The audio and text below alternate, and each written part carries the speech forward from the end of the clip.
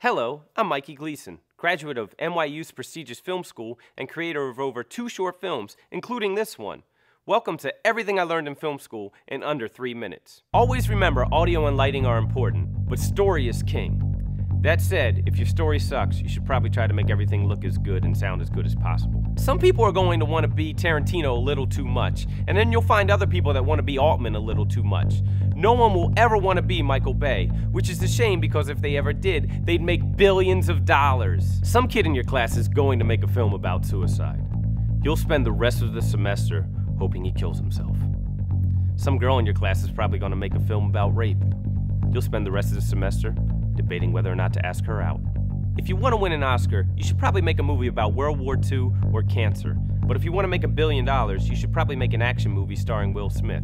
Or have Tyler Perry present your movie, or do both. There are only 10 directors that you need to know. Spielberg makes movies about World War II and aliens. Kurosawa is the Japanese dude. Fellini is the Italian dude. Jean-Luc Godard is the French New Wave dude. George Lucas made Star Wars, then he ruined it. Francis Ford Coppola made the Godfather movies, and also a lovely Shiraz. Hitchcock made scary movies. Scorsese makes gangster movies. Woody Allen makes funny movies for rich people. And then there's Orson Welles, who made the granddaddy of them all, Citizen Kane, when he was only 25 years old. What were you doing when you were 25?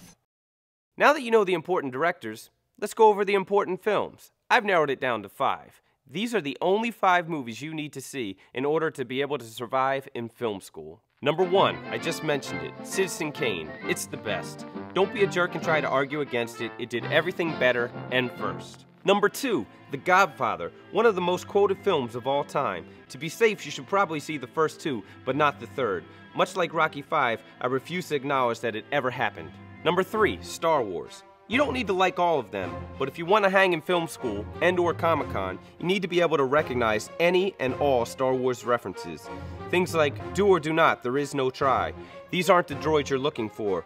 Or, what you talking about, 3PO? Number 4, Un Chien Andalou. If you've never heard of this movie, it's because you didn't go to film school. Un Chien Andalou is the ultimate film school movie. It's 16 minutes long and was co-directed by Salvador Dali. It's the one where a cloud slides across the moon and they intercut that with a razor blade cutting an eye. Just some freaky stuff. You should see it so you can be an elitist too.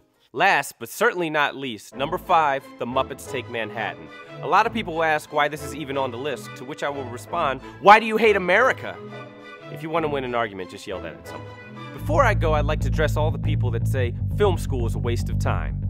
Most of the people that say that never went to film school. They're just jealous folks that wish they had gotten credit for watching movies all day instead of staying up late studying something boring like English or math. I'm no mathematech, but even I know that watching John Woo movies all day is greater than doing something lame like calculus. In fact, I recommend that everybody goes to film school. Unless you're going to do something worthwhile with your life, like be a doctor, in which case you should probably do that. And that, my friends, is everything I learned in film school. You now have my permission to go forth and be pretentious.